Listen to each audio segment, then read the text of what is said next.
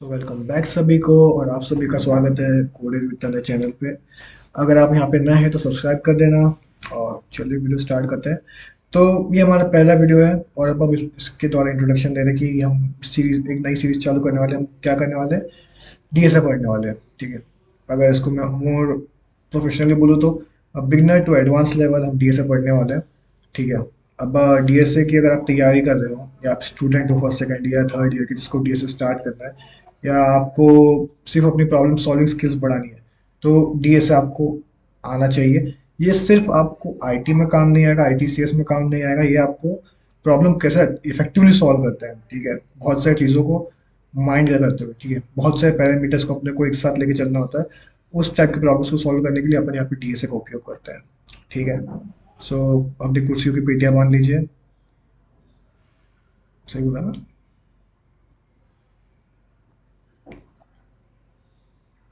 तो अपनी कुर्सियों की पेटियां बांध लीजिए एंड देन हम स्टार्ट करते हैं। ठीक है, तो पहली बात तो डीएसए होता क्या है। ठीक है, डीएसए का फुल फॉर्म आप सबको पता है, नहीं पता तो पता चल गया। Data structures and algorithms. ठीक है, तो मेनली इसमें दो चीज़ है अपने पास। ठीक है, एक तो हो गया डेटा स्ट्रक्चर्स और एक हो गया एल्गोरिथम। ठीक है, तो अपन मान के चलिए अगर डेटा स्ट्रक्चर्स क्या होता है, तो इसको अगर मैं शॉर्ट में समझाना चाहूँ तो डेटा स्ट्रक्चर्स तुम्हारा जो डेटा है, ठीक है, तुम्हारे डेटा को एक तरीके से स्टोर करना, ठीक है, इफेक्टिव वे में स्टोर करना as per the need, as per the situation. मतलब तुमको जैसी ज़रूरत पड़ेगी, अगर तुम्हारे पास ज़्यादा स्टोरेज है तो तुम इसको अरेज में स्टोर कर सकते हो सिंपली। ठीक है, बहुत फायदे होते हैं इन लोग के, कुछ नुकसान होते हैं। फिर अगर तुम्हारे पास कम स्पेस है, तुमको कम टाइम में इसको कॉल करना है, तो तुम लिंक लिस्ट बुला सकते हो। सबके अपने अपने तरीके होते हैं। ठीक है, इसे इसको बोलते हैं डेटा स्ट्रक्चर्स कि तुम्हारा कौन सा तुम पे कौन सा सिचुएशन तुम्हारा स्ट्रक्चर सूट करेगा। ठीक है, तुम खुद का बना सकते हो। It's not like you have to use the inbuilt structures every time.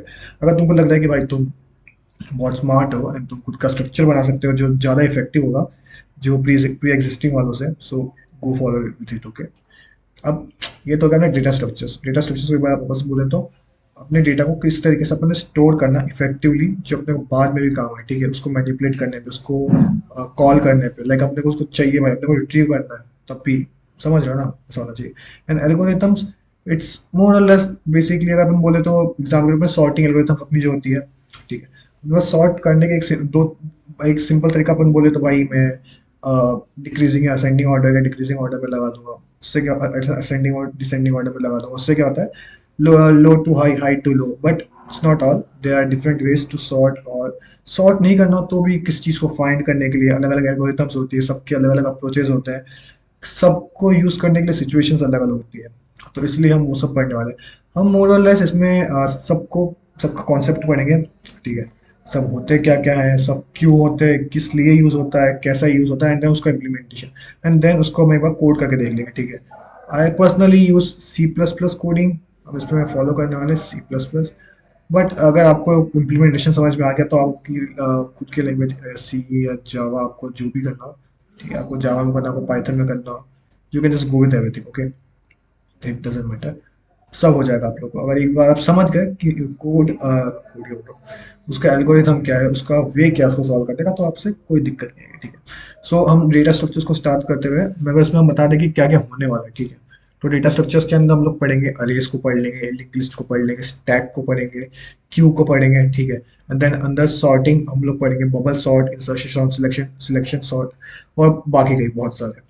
ठीक है, अब एक एक ओवरव्यू दे देते हैं सबका। तो अरे क्या होता है, अरे एक कंटिन्यूस ब्लॉक होता है। ठीक है, हमारे किसी भी same type of similar data का। ठीक है, अरे में सिमिलर डेटा होता है, याद रखना, ये याद रखना। ठीक है, सिमिलर मतलब क्या हो गया कि सब, जैसे कि अगर ये इंट है, अगर ये 10 इंट है, 20 इंट है, 30 इंट है, तो यहाँ पे इंट इंट ही होना चाहिए। ठीक है, इंटीजर्स।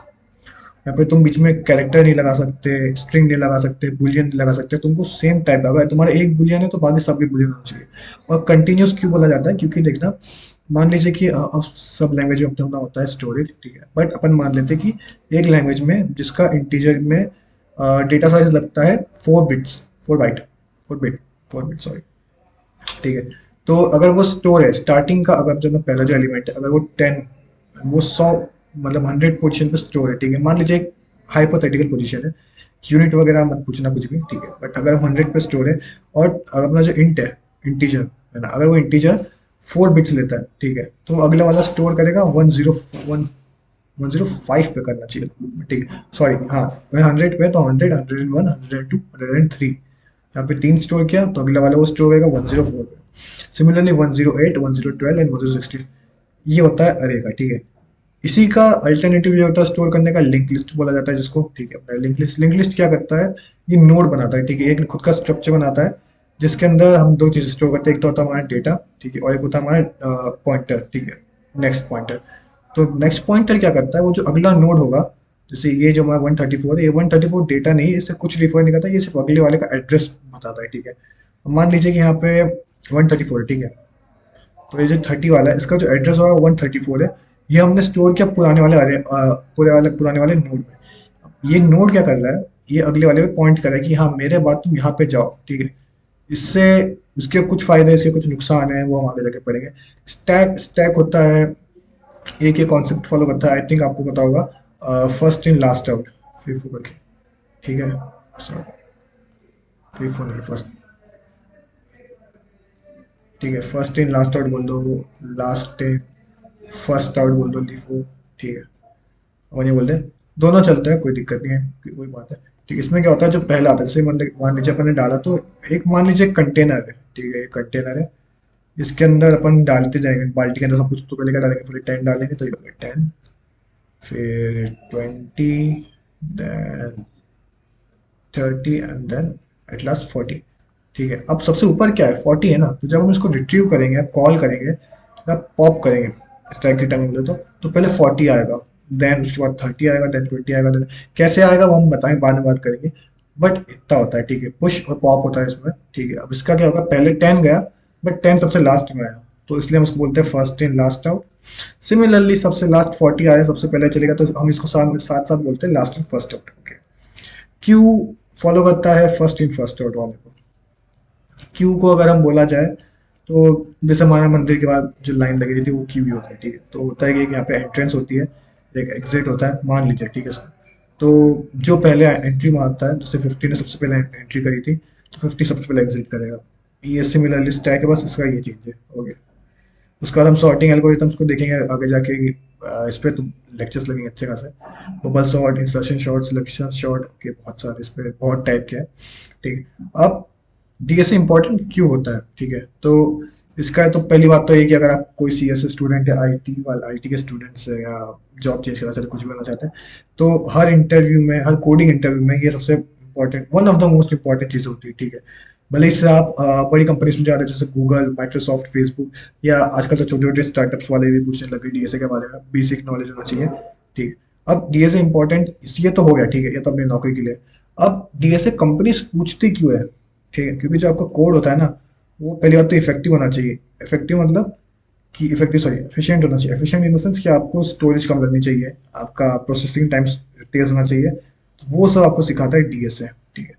और परफॉर्मेंस भी वही होगा कि आपके स्टोरेज कम होनी चाहिए, आपकी एफिशिएंसी बढ़ना चाहिए आपकी, ठीक है।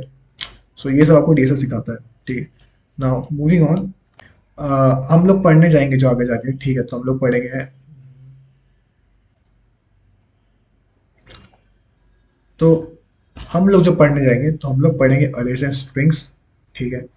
फिर हम लोग जाएंगे उसके बाद लिंक लिस्ट पे, स्टैक्स पे, क्यू पे, देन मूविंग फॉरवर्ड हम लोग जाएंगे trees, graphs, hashing, heap and dynamic programming के कुछ एग्जाम, सॉरी, कुछ एग्जांपल्स, जैसे कि हमने गूगल सर्च देखा होगा आपने, ठीक है, तो वो बाइनरी सर्च का यूज करता है आपका रिजल्ट जल्दी सर्च करने के लिए, ठीक है। बाइनरी सर्च क्या होता है हम आगे जाकर बताएंगे, अगर आपको पता है तो बताइए, ठीक है। फेसबुक ग्राफ्स का यूज करता है, जैसे कि आपने किसी आपका दोस्त, उसको फ्रेंड रिक्वेस्ट भेजी, उसने फ्रेंड रिक्वेस्ट एक्सेप्ट करी, तो आपके कितने फ्रेंड्स हैं, ठीक है, आपके कितने फ्रेंड्स हैं, फिर आपके फ्रेंड्स के कितने फ्रेंड्स हैं, उन सबको इंटरलिंक कनेक्ट करने के लिए, जैसे आपने देखा होगा कि आपको जो भी आपका जैसे कि दोस्त है, ठीक है, अतुल नाम का आपका दोस्त है, और अतुल का एक और दोस्त है आनंद, ओके।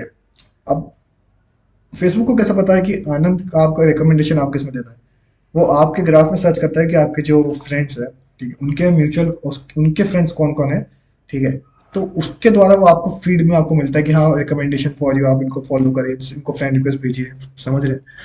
फिर एक और होता है ग्राफ का यूज होता है मैप में, ये तो पता ही होगा आप लोगों को, ठीक है, नेविगेटिंग मैप, मैप में अगर आपको जाना है तो ग्राफ का यूज होता है। कौन सी एल्गोरिथम होती है वो हम बाद में डिस्कस करेंगे, ठीक है।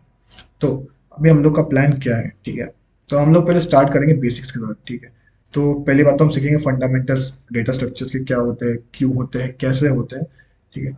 उसके बाद मैं आपको स्ट्रांगली एडवाइस करूंगा कि आप समझने के बाद प्रैक्टिस करें।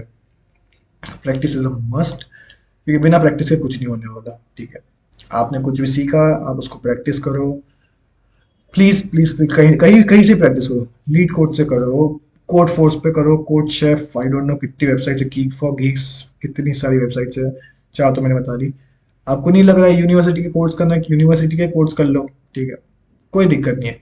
कोड करना इन द सेंस कि आपने जो पढ़ा है उसको इम्प्लीमेंट करना। उससे क्या होगा, आपकी मेमोरी में कहीं ना कहीं वो स्टोर होगा, ओके। उसके बाद अगर आपको लग रहा है कि कुछ ज़्यादा टफ है कोई चीज़, या आपसे बार बार कुछ गलती हो रही है, मेरे से बहुत ज़्यादा होती है, मैं आपको कोडिंग करके दिखाऊंगा तो फिर समझ में आएगा आपको। उसे हार नहीं माननी है, ठीक है। अगर आपको कुछ गलती हो रही है, आपको कोई सिंटेक्स बार बार भूल रहे हो, कोई किसी चीज़ का इम्प्लीमेंटेशन नहीं हो रहा है, स्टैक समझ में नहीं आ रहा है, क्यों नहीं आ रहा है, हीप समझ में नहीं आ रहा है, उसको रिपीट करो थोड़ी देर, एक बार, दो बार, तीन बार, चार बार, कभी तो होगा। कभी तो उससे देखो, डरना नहीं, डर गए तो खत्म है खेल, ठीक है। तो हार नहीं माननी। और लास्ट पार्ट, आपका जो कोड है, माना कि आपको अभी सबसे बेस्ट तरीके नहीं पता कि अपने अपने कोड को ऑप्टिमाइज कैसे करें, अब आप अरेज यूज करें या लिंक लिस्ट यूज करें किस चीज़ के लिए, सिनेरियो के लिए। बट एज टाइम गोस, आप समझ जाएंगे कि हाँ ओके ये हो रहा है, तो मैं ये यूज करता हूँ। ओके, मैं इसमें अरेज ना यूज करके मैं इसमें लिंक लिस्ट यूज करता हूँ। ओके ओके, मेरे को इसमें ये नहीं करना है। मेरे को सिर्फ इसमें मेरे को इसमें कुछ मान लीजिए एग्जांपल में केस्ट स्मॉलेस्ट एलिमेंट उठाना है, ठीक है। तो अब एज अ बिगिनर हम लोग सोचेंगे कि भाई अरे बनाता हूँ, एंड देन मैं यहाँ पे यूज करूंगा कुछ ना कुछ करके, एंड देन मैं सॉर्टिंग वगैरह करके मैं यूज लगा दूंगा। बट नहीं, इसका इजी तरीका होता है कि हीप करके, यहाँ पे हम जो हीप पढ़ेंगे तो इसमें काम आएगा, ठीक है वो। सो जब तक आपको हीप नहीं पता है तब तक आप ठीक है अपने तरीके से करिए अरेज का यूज करके, ठीक है, सब सब चीज़ का। बट अगर आपको अरेज आ रहा है, हीप आ रहा है, तो आप हीप का उपयोग करिए वहाँ पे, ठीक है, यूज करेंगे तभी आपको आप सीखने पाएगा, ठीक है। सो ये सब करते रहना, ठीक है, प्रैक्टिस करना, ठीक है, हमारे क्वेश्चंस में कुछ हमारे मतलब कहीं से भी कभी हार मत मानना, गलतियों से सीखना, ठीक है। और अपने कोड को ऑप्टिमाइज करना, ठीक है, बेहतर लगेगा। तो इसी के साथ हम यही करने जा रहे हैं, ठीक है, समाप्त। अगर आपको ये सब समझ में आ रहा हो तो लाइक कर देना, सब्सक्राइब कर देना अगर आपको ये चैनल फॉलो करना हो, क्योंकि बहुत इंपॉर्टेंट स्टफ आने वाला है, ठीक है। और हम आगे जाके स्टार्ट करने वाले हैं अरेज एंड स्ट्रिंग्स के ऊपर।